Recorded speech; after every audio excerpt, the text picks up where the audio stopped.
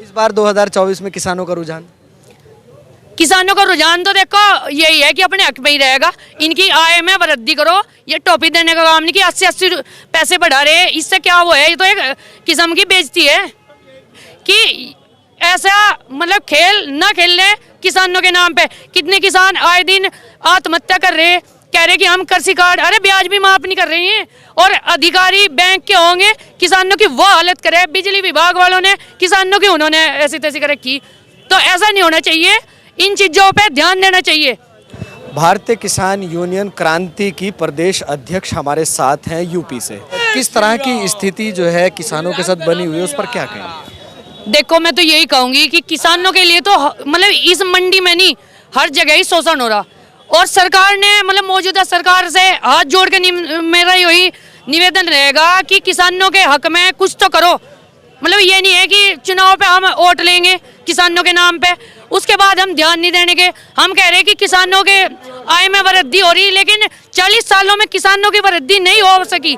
किसानों की वही फसल, जब फसल गन्ने की आएगी मंदा, जब गेहूं की फसल, और पिछले कई सालों में आप भी देख रहे होंगे कि फसल जब भी काटने का नंबर आवे, आपदा, बारिश, अब ओले पड़े, कहीं आया किसी भी अधिकारी ने मुआवजा कोई आया, ये कोई दे रही सरकार? तो सरकार क्यों नहीं ध्यान दे रही इस बात पे, जब हम चुनाव लड़ रहे किसानों के नाम पे? अच्छा, तो उस चीज पे ध्यान दो। मेरा तो मौजूदा सरकार से हाथ जोड़ के यही निवेदन है कि ऐसा मतलब खेल ना खेल ले किसानों के नाम पे। कितने किसान आए दिन आत्महत्या कर रहे, कह रहे कि हम कृषि कार्ड, अरे ब्याज भी माफ नहीं कर रहे हैं। और अधिकारी बैंक के होंगे, किसानों की वो हालत करे। बिजली विभाग वालों ने किसानों की उन्होंने ऐसी तैसी कर रखी। तो ऐसा नहीं होना चाहिए, इन चीजों पे ध्यान देना चाहिए। और ये बहुत शर्म की बात है अगर किसान सड़कों पे आ रहे।